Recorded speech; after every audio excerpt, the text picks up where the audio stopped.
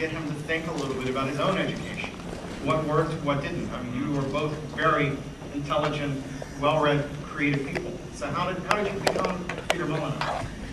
Well, I mean, it's a very good question. I mean, education was always a challenge for me because I was pretty late on my education. So I think for me, the first part of my education, sort of pre-university years, were very, very frustrating. And actually, that has shaped the way that I've created games. The idea that you know, me as a dyslexic sitting in the back of the class doodling on a piece of paper because, you know, I'd feel I couldn't communicate by writing was a real challenge. And then later on, when I went to college and university, I actually found it a lot easier because it was a lot more about, you know, writing methodically down on a piece of paper the lessons that were being taught on the blackboard. And I think that for me is the interesting thing, is that, you know, learning is, certainly for me, learning being fun is really key to this, but also learning through through you know, presenting the wonder of what learning is really the core of what you know, great education is. And I think that is true about computer games. And the fascinating thing is that when you've got such a short attention span as I have, and certainly when I was younger it could be measured in nanoseconds, then making sure that that is, you know, deeply entertaining and fascinating, you know, is really core. James G. has made the argument that in order to design a good game, you actually have to have pretty solid pedagogical principles. If nothing else, teaching a new player how to learn how to play the game. Yes, that is very true. I mean, the fascinating thing of computer games is, over the years, is the amount of time, and someone should do a graph about this, is the amount of time it takes for a designer to teach a person a game has gone down drastically. I mean, we have got now, you know, what I say when I'm designing a game, I've got about 15 seconds of someone's time before they start reaching for another DVD or twitching for the remote to turn on the MTV, or, you know, looking for another educational medium. When you're teaching someone, it's got to be absolutely concise, completely clear, and, you know, it's got to be wonderfully accessible. Getting the player in and doing something pretty much as soon as they put the disc in the drive is of absolutely key importance. And making those messages and those clear ideas of what the game does and how they control things, making them punchy and clear and as quick as possible, I think, you know, is really key to a great game. And I've played many games which have, you know, had an awful learning curve, and it's only when you're sort of 3 or 4 hours into the game that you think, wow, this is great. Those sort of games don't stand a chance in today's world. We've got now, you know, seconds of people's time, especially for a younger audience, but really right the way through.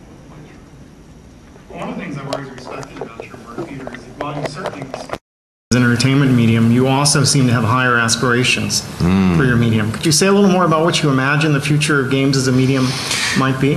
Well, for me, I think the future is, firstly, it's about clarity and simplicity and getting people into a world which is absolutely, you know, simple and accessible. And I'll be demonstrating some of these concepts really clear and simple, but making through that clarity enormous depth. And what I want to do when I'm designing a game, one of my catchphrases is, when a player says, I wonder what happens if I do this, we have to deliver. We have to deliver big time, you know, whether it be in the movies, you know, I wonder what happens if I try and make this sort of movie. I wonder what happens if I try and do this with my star. I wonder what happens if I try to, you know, do something crazy. Then the game must recognize that and must reward the player and must make the player feel like an inventor themselves. And making players feel like inventors, I think it's a fascinating avenue for computing. That's the first thing. The second thing is the idea that we are creating these worlds which people will make their own. And making your own world, making your own experience, making making the game that you're playing almost an expression of yourself. And you can see with games like Fable and Black and White, I've really been playing around with that idea, is that, you know, one of the catchphrases on Fable is, find out who you really are. That was on Black and White. You know, by the end of this game, you don't really know whether you're going to be good or evil, or whether you're going to be kind or whether you're going to be cruel. And playing the game, you know, tells you a bit more about yourself. And I think we're going to take that an awful lot further. You know, a personal experience. This is something completely unique to computer games. For the first time, I think, in entertainment history, you know, in the history of entertainment, through the years, we have got a medium which allows us to tailor it for the individual. And really that hasn't existed since you had the tribal storyteller sitting around with 10 people, recognizing and looking at how the people react to his stories, you know, thousands of years ago, and changing the story as the people reacted. And that's what computer games will do. We can actually, through AI and very, very careful design and crafting, we can actually craft this individual experience for people. So it's, you know, very, very exciting. I think you're going to see games and genres of games that really defy description in today's pigeonholes. And going forward, I think we'll be looking at you know, a completely unique way of spending time. So I'm going to pick up on a couple of your concepts there. The first is this idea of an ethical playground. And yes. It seems to me both Black and White and Fable are asking adolescents, as you say, to reflect on who they are, what choices they make, what the consequences of those choices are. And that's something that contrasts fairly sharply the way educators frequently think of games as irresponsible, as having no consequences, as encouraging, you know, antisocial behavior. Well, you know, for me, the most interesting thing is when you are given power, and you're given power, and you start to understand the responsibility of that power. Now, we could construct games that you know, try to make you the most wonderfully noble player there's ever been, that punishes you for killing anything, that, you know, keeps you on the sort of the whiter than white, you know, really clear moral dimension. Or we can make games that make you feel like a Mad Axe killer. But I think for me, the interesting thing is to say, look, to a player, here's a problem. It's up to you. You find the solution. The solution can be you being nice, or you being nasty, you being good, or you being evil. And what ends up is that you'd think, possibly, and certainly when I first experimented with this, I thought that probably the majority certainly of the younger audience would tend towards the more vicious, evil side. That would want to experiment with power and being, you know, powerful without moral consequences. But exactly the opposite is true.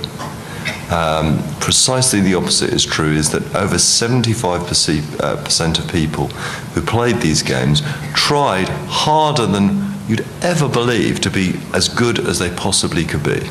Because we've given them the choice, and we've given them the temptation of being, you know, bad or being evil, actually that temptation drives them more violently towards the good side than it does the evil side. I think that's a really interesting, a very, very interesting a turn up for the books. There's a slight curveball to that, and that is that whenever I demonstrated Black and White, this is the first moral choice game, I found this amazing cultural shift that happened depending where I demonstrated the game. So if I demonstrated it in America, I always asked the audience, what would you like to see me do? Would you like to see me do good stuff, you know, and, you know, be really kind and nice, or would you like me to see me do evil stuff? And it was audiences, you know, from, you know, this sort of size to, you know, hundreds of people. And every single time in America, people would say, we want to see the good stuff. If you went to Europe, in England, or in certain European countries, exactly the opposite was true. 75%, 80% of the audience would say they want to see evil stuff. And there's quite an interesting, I know, quite totally unexpected, but quite an interesting thing on the moral side. So really, as I was saying, I think it's interesting to offer people the temptation and the choice. But the slightly heartwarming thing is that people will tend towards the sort of morally good side. Well, it does seem to be much more powerful if you choose it yourself than if you're hard-railed into making those choices. Exactly. I mean, that is, and I think what we're going to try and do is we're going to try and spread that choice out. We're working on a game at the moment called Dimitri, which is taking this moral choice thing a little bit further. I mean, the scale of good and evil is a very, very coarse one, and there's a lot more subtleties that you can put in. And it's giving people the arena to be powerful in. Now, we've set them up as a god, we've set them up as a hero. One of the things that we want to set the player up into next is I want to try and give the players the ability to, in some sense, relive their teenage years. I think this is a fascinating concept. I mean, for me, the idea of going back and correcting the mistakes that I made as a 14-year-old, I mean, it would just, we've all imagined it, haven't we? I mean, and that is the concept of a game. How you're going to relive your life, being given the temptation of being anything from the school bully to the most popular person in school, being the person who's going to, save the day or not save the day, being the brightest kid in school. But those are the sort of things that we can play around with. I think that's a really fascinating arena for games development, especially games development for a much, much more mass market. And that's what we're also trying to do, is trying to broaden out our audience so that we're not just appealing to the sort of horror genre fanatics, that we are trying to broaden it out much, much further. Well, there's been a number of efforts through the educational game space to get kids to envision their own schools, to think about what their school experience is, what sort of models underline it. Yes. It seems like really valuable to get adults as well to exercise that process and think about what schooling and education means. I mean, I think the whole idea, I mean, it's a fascinating period of anybody's life, is going back into that, and the iconic things that happen to people in school, that happened to all of us. I mean, if we all sat around, I'm sure we would have kind of shared experiences about, the first time you walked into a playground, your first day at school, how awful school can be sometimes, not because it's boring, but because it's, social chaos. I mean, there's lots of fascinating and rich ground that we can start looking into. I mean, it seems to me Fable does almost the reverse. I mean, the original name was Project Ego, and in a sense, thinking about getting adolescents to think about accelerating the lifespan of an average adolescent so that they actually can see the long-term consequences of choices as they're making. It seems very, very powerful, since often that's the hardest part of adolescence, is imagining the payoff of anything you're doing at the present moment. Yes, that's right. It is almost, and that was with Fable, it was a very interesting, that was all part of the, getting people to realize that good and evil isn't just about killing someone or saving someone. It's a lot more subtle than that, and it's a lot easier to do that when you are a powerless adolescent who suspects or imagines, obviously when you're playing Fable, you suspect and you know that you're going to be one day powerful, and at the moment you are powerless. And in Fable's case, it was a fascinating thing, is talking to people that played Fable afterwards. Quite a lot of people found that first adolescent period that they played probably the most morally worrying period, because you could do things like bully people, or you could do things like steal from children, and that was more morally consequential to people and morally impactful to people than actually killing 100 people. Stealing someone's teddy bear was 10 times more evil, it seemed to people, than it was killing 100 people. And that I think, is a fascinating insight in itself. So another key phrase that ran through your discussion earlier was customization. And we've talked a lot about that at the conference so far, that is the difference between school in an age of No Child Left Behind, where there's virtually no individualization. Yes. No attempt for kids to pursue their own interest very deeply, because everyone has to pass standardized testing, and the world constructed by games, where it really is more and more possible for people to explore what interests them in a game environment. And I wonder if you have any thoughts about how, about that contrast. Yeah, I mean, I think that there's a couple of things about customization. To start off with, it's something that we all want to do. There's a very important principle about customization which mustn't be forgotten. Customization mustn't make people feel dumb, and it's very easy.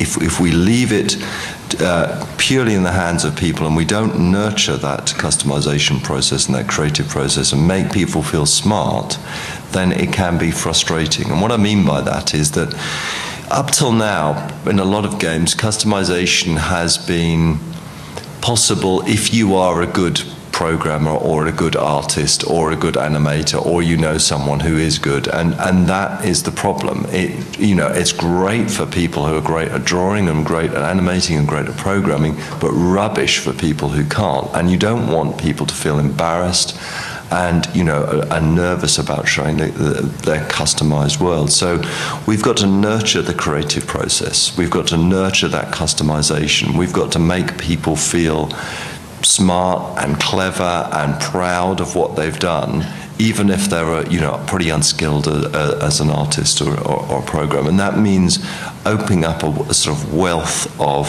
accessibility.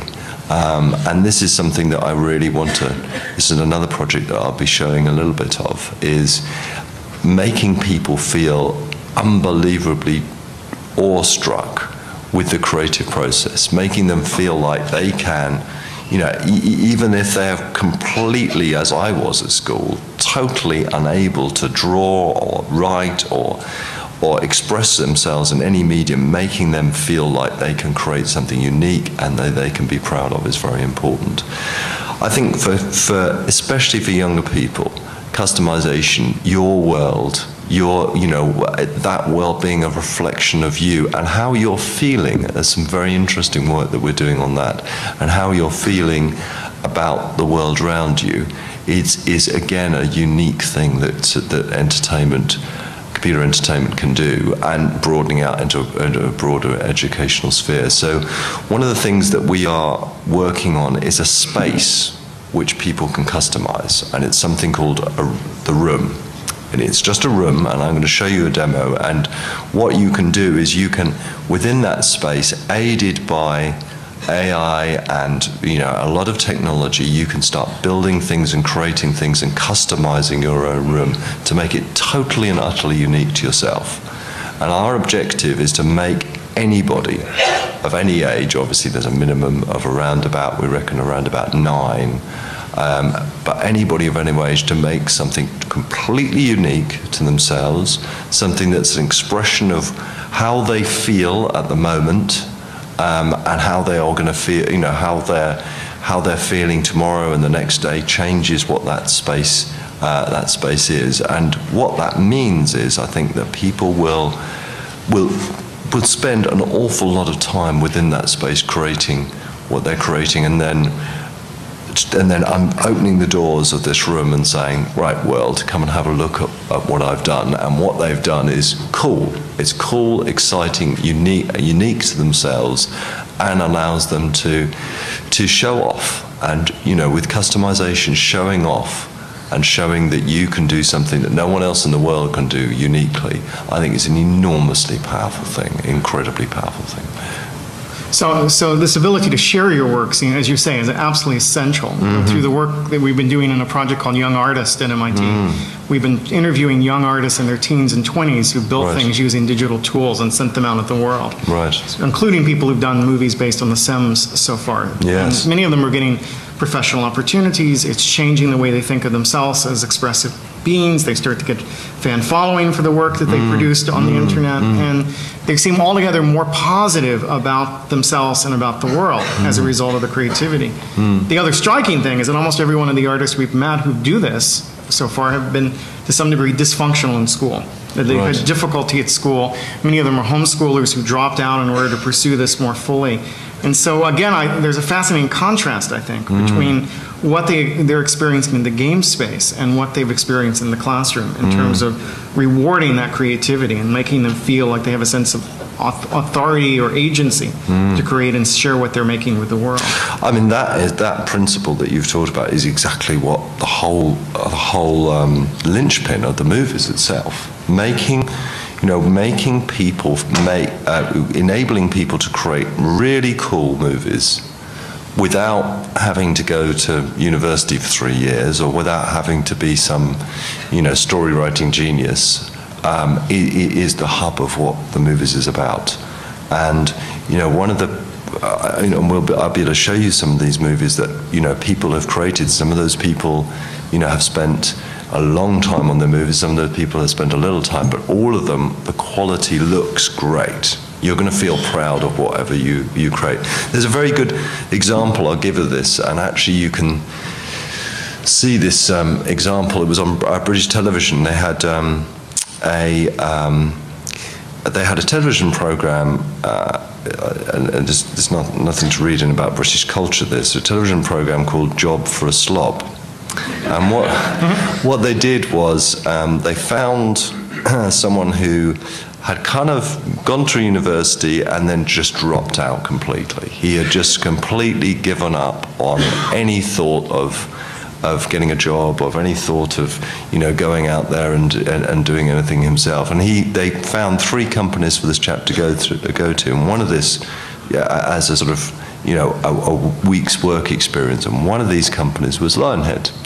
And one of the things, and this guy, he was, I'm not insulting him by saying this, but he was probably the most demotivated person you would ever meet. And he was, the couch potato of all couch potatoes. And when I talked to him, I said, well, Tim, why don't you, want to get a job? It's a fascinating thing. He said, well, if I get a job, I'll only get sacked. I mean, this is his whole philosophy of life.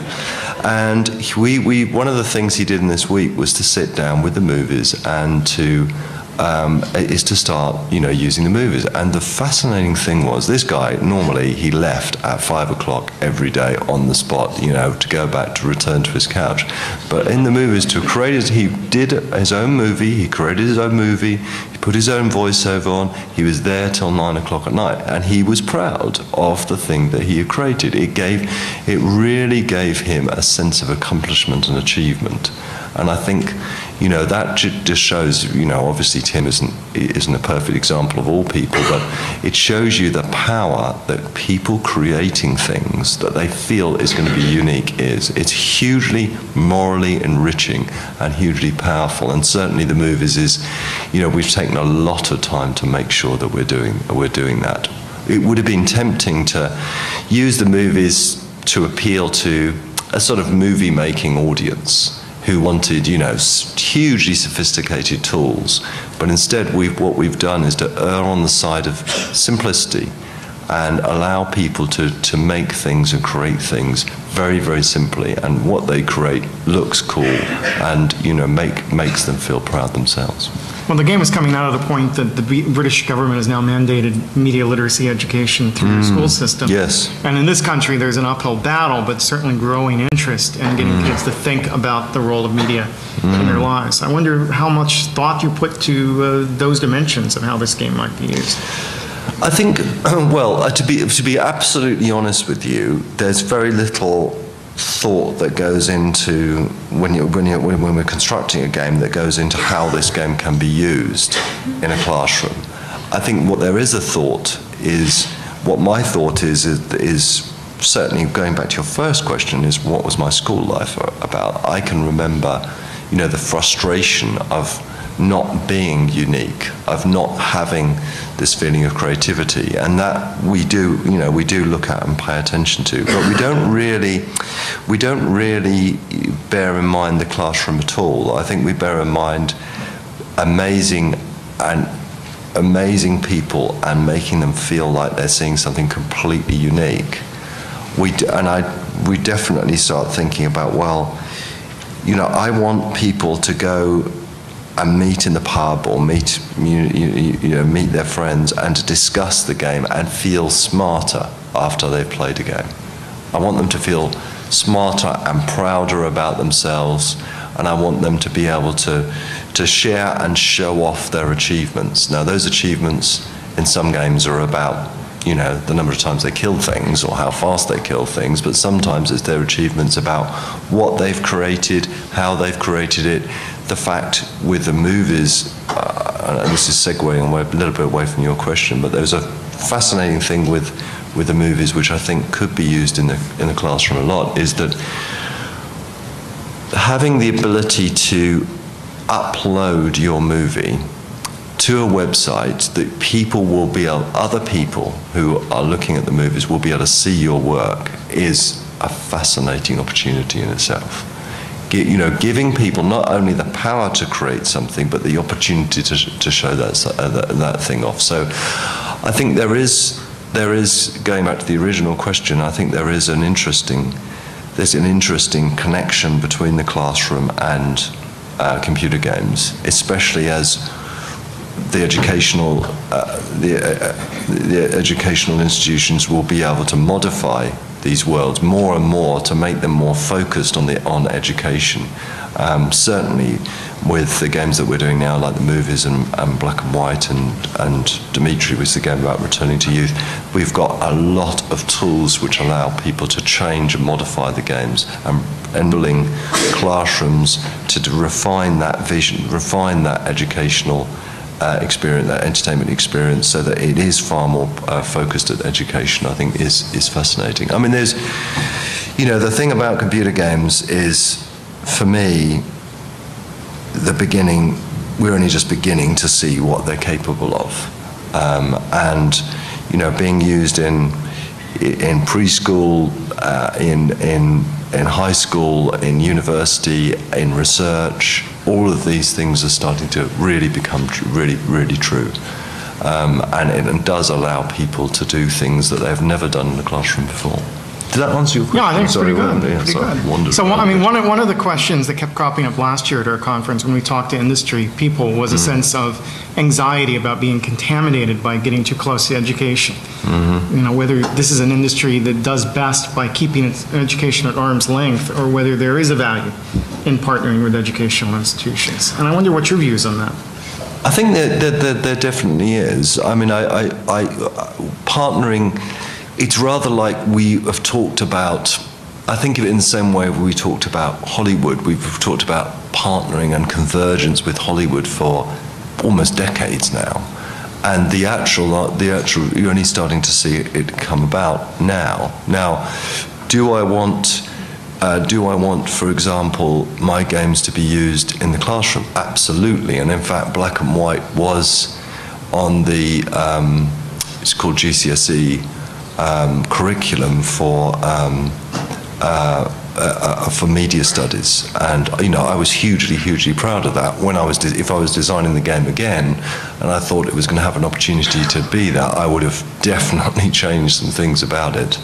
But I think there is, you know, an enormous opportunity here to have some sense of cooperation between the two fields. The only thing I would say is, to be honest with you, making a computer game is incredibly difficult, and there's a lot of influences in creating the game. It costs tens of millions of dollars to make a computer game at the moment, and the idea that you're going to do a special version for education needs to work for a lot of, I think a lot of the development community needs to work financially as well as it does morally. I think it works morally for everybody, but financially, you know, anything that you do is incredibly costly, especially now.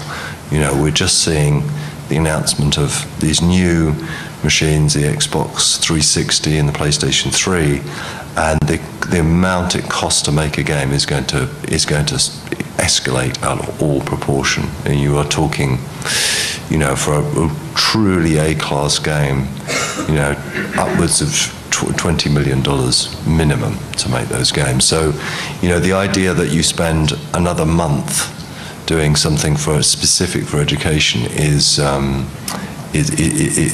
questionable. In the same way that, you know, a film, you know, doesn't necessarily pander to education. Again, did that answer your question? Great. The other topic that kept cropping up so far in the conference has been collaboration and the tension between schools, which seem to want to produce autonomous, self-contained learners who know everything, and a workplace where more and more people have to work in teams, collaborate, have areas of specialization that they pool on. And there's a growing sense that games are well designed to train for collaboration. Yes, indeed, absolutely. I mean, I think, and what that collaboration is a fascinating area. There's another, you know, in fact, this E3 is fascinating in itself because there's so many changes taking place in this industry at the moment. You know, there's all the new hardware, but they're all the new concepts of what we think of in terms of how people play together and play together. Oh, here's our demos. That's good. How people play together. And you know, the fascinating thing about it is, if anybody went along to the Microsoft 360 press briefing yesterday, they talked an enormous about customization, collaboration, having your friends together, going on a quest together, and that for me is the real huge area of growth. Is that me and my friends going out and playing a game together. We were playing together as a family, playing together as a classroom. What it means is that people will be able to have bonds between each other and do things together as a team, which have just simply not been possible in computer games. You know, the computer games have been obsessed with for a long time about it's me against you, or it's us against them. And more, I think we're going to see it's right, let's all go in as a team, all going together and solve this. And you can see it already in massively multiplayer games. Massively multiplayer games like World of Warcraft and EverQuest. People will form little bands and little groups and go out and do things together. And they won't be nasty to each other. They'll be very collaborative. There's this, in fact, I wish I brought this. This is fantastically funny video that I saw of footage of World of Warcraft. Is everyone familiar with World of Warcraft in the room? Most people in this room are addicted to World of Warcraft. This fantastic video, which emphasizes exactly what, and it in fact has inspired me. There's this about 15 people all in this outside this dungeon waiting and planning, and there's obviously the leader of the group, and he's saying, right, here's what we're going to do. We're going to go in there with us, you know, this, and you're going to do that, and you heal this person, and we'll use this magic, and we'll protect ourselves, and we don't want anybody to die, and you know, what's our chances of survival? And they've all worked it out. And then there's this one person, you can see there's one character he's on the sidelines, and he just says, let's go, and he charges in while they're all planning, and it's complete and utter bedlam, and they all die. But I mean, it is just a perfect moment of, you know, of exactly what, you know, it felt like these are real, you know, human, and they were real human beings. And I think that feeling of collaboration, certainly, you know, what we're going to be doing with Fable, if we take it any further, is a lot to do with collaboration. It's me and my friends going out and doing things together, and quite frankly, learning about team building and learning about who is the leader is a fascinating thing about that. It is really fascinating. I mean, I could talk about this for absolutely hours and hours. All right, well, maybe while they're finishing setting up, we'll go to the floor and take a couple of questions, and we'll come back and do a few demos of some of the stuff that they've got under production. So is there someone out there who's got a burning question that we can begin to address? Movies. All right, there's one over there. Yes. In the past, education-based games have done pretty poorly in the market area.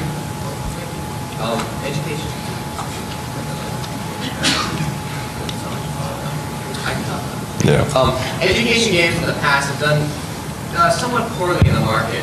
What do you feel is necessary for? Thank you. What do you feel? Oh, that's allowed.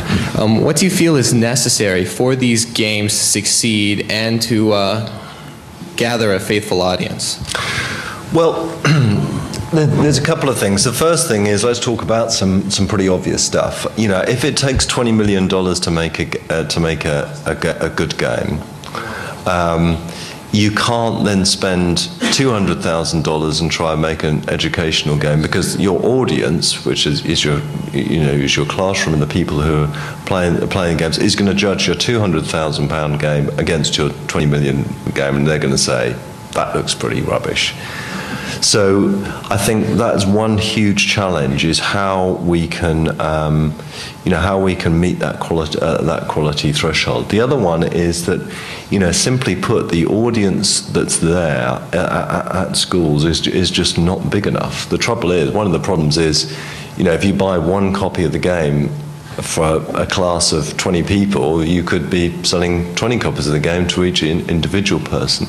Now, I think if someone was really smart in this industry, I guess what they could do is consider, the educational portion of a game as being almost a marketing tool.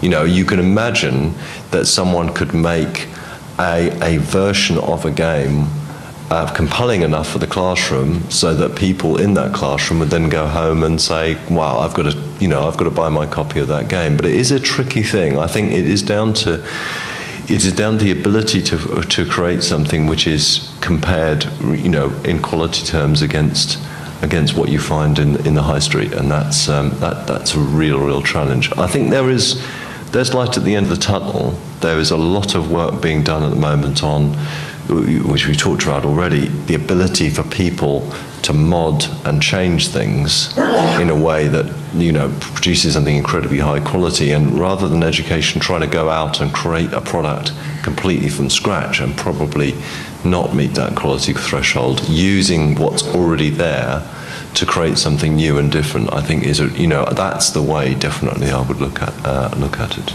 I mean, people keep saying that educational games have failed in the marketplace, but I think arguably if you took every game made by Sid Meier, by Will Wright, most of the games of Peter Molyneux, most of the games that have the word tycoon in the title, or the word age in the title, and you move them from the entertainment side to the education side, because they're all games that deal with real-world processes, then suddenly at a certain point you'd start saying, well, entertainment games don't make nearly as much money.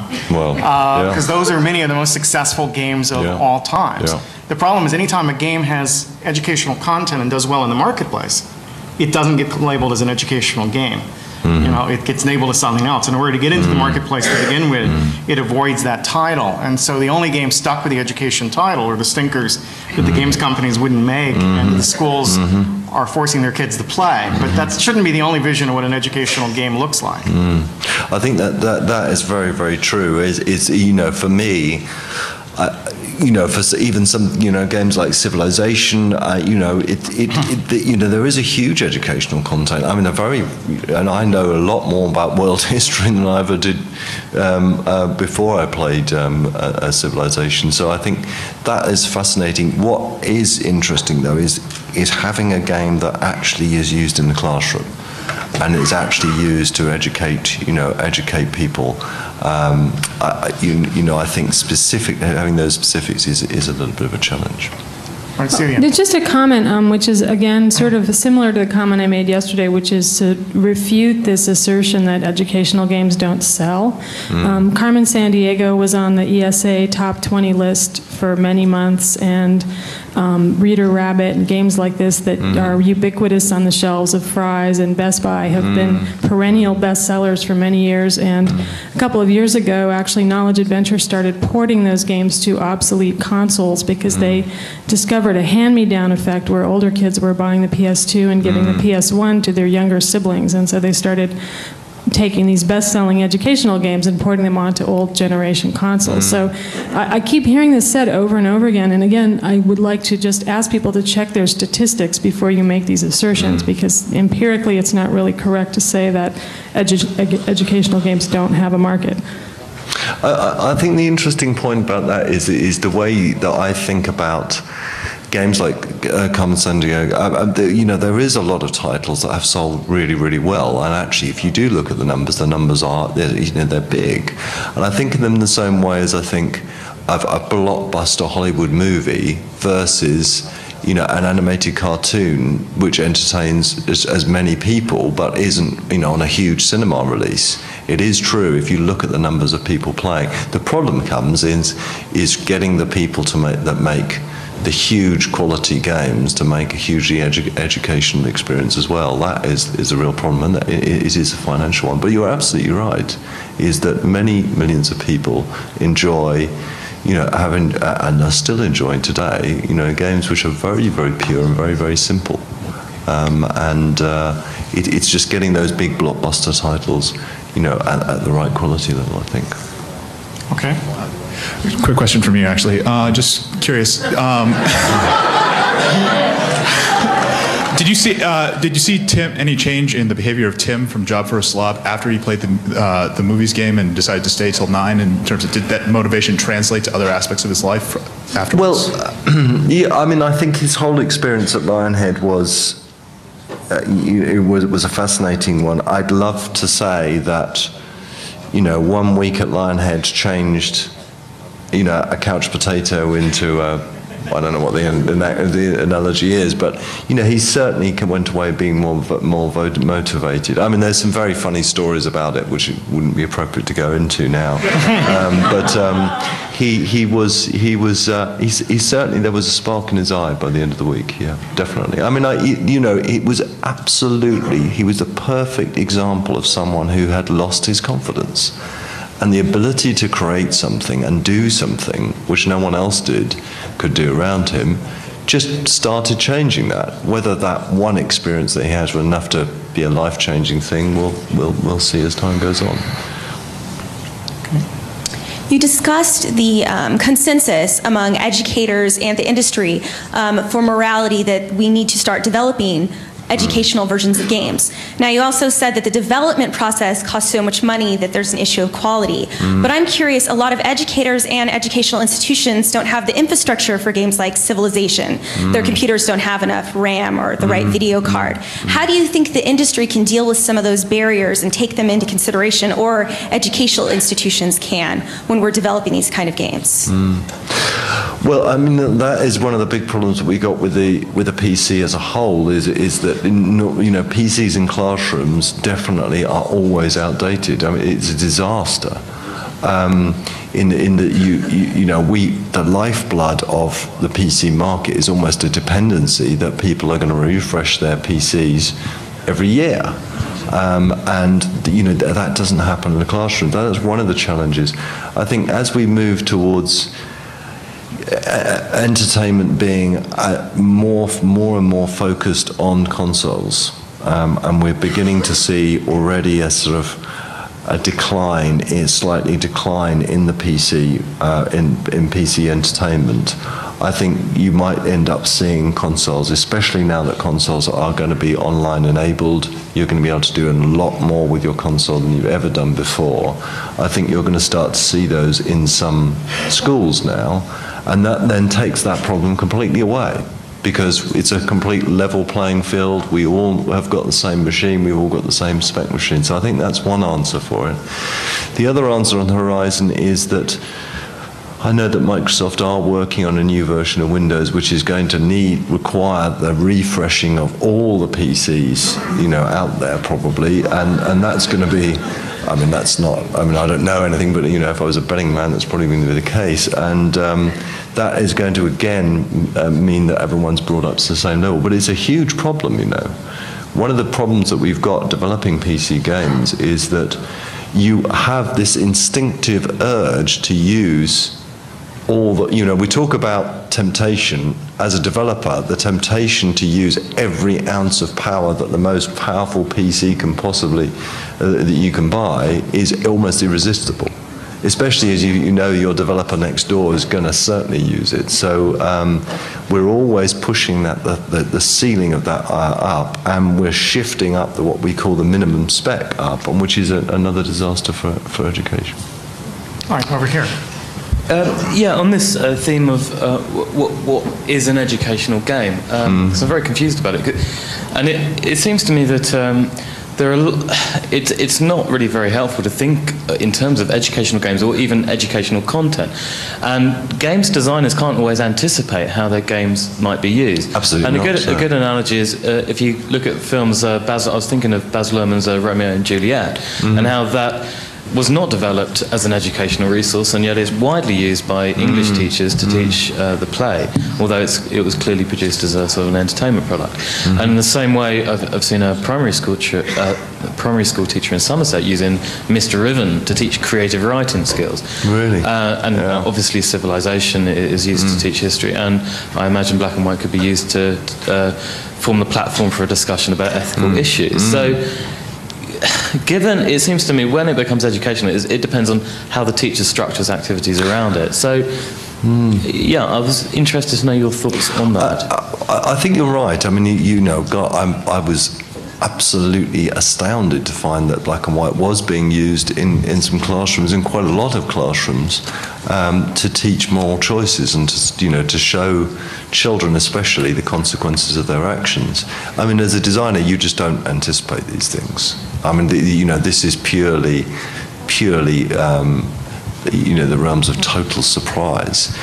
I do think that we, as an industry, are starting to sort of kind of learn from it, and where a game is slightly more, I'm trying to say this in a complimentary way, but slightly less about killing things and slightly more about building or creating things. I think there will be opportunities, but what's proved is down to the imagination of the teacher or the people that are using that package to actually find the little educational nuggets within certain games. I mean, I know that Sid Meier really didn't think about teaching history with Civilization, and I certainly wasn't thinking about teaching that Black and White was going to be used in the classroom. But the opportunities are there. Those opportunities are going to be far, far more interesting, as every game will have some sort of what we call modding capabilities to it. You can, even now, you can get the Half-Life engine, and you can start creating stuff with that Half-Life engine, and it just takes someone with someone with the motivation to do that. It's pretty highly complex in Half-Life's term, but I think more and more, if teachers keep their eyes open and think, wow, that is a real opportunity to do that, then I think that would be fascinating. And coming to conferences like this, and also conferences like GDC, and saying, look, I would love to do this in your game to developers, we can sneak those hooks in there, definitely so. Yeah, in fact, if we're going to do a session later this afternoon on Neverwinter Nights, which is an engine that we're finding 6 or 7 different projects in this room alone that educators are using the Neverwinter Nights engine to build instructional materials. Yeah. So it's already happening, and I think the better partnerships with game designers will enable that to move even further. I mean, with Black and White 2, I mean, we just give you complete open access to all of the what's called the scripting engine, which basically you can control every aspect of the game from, and it just takes someone to sit down and spend a bit of time with it, to actually very simply create their own, anything from using the engine to do something completely different, to using the existing game to actually create their own challenges, and I think that's a fascinating opportunity. Okay, well, it looks like technical difficulties have snafu'd our attempts to do demos, and we're technically out of time, so I wanted to see if you had any final thoughts, and thank you for coming. No, not at all. I mean, the only final thought is that, if anybody really wants to, if they want to contact me, and if they've got any interesting ideas, obviously we're really busy, but this is a personal passion of mine, so I'm absolutely fascinated in what people's opinions are and how they can influence me as a designer. Okay. Thank you so much. Okay.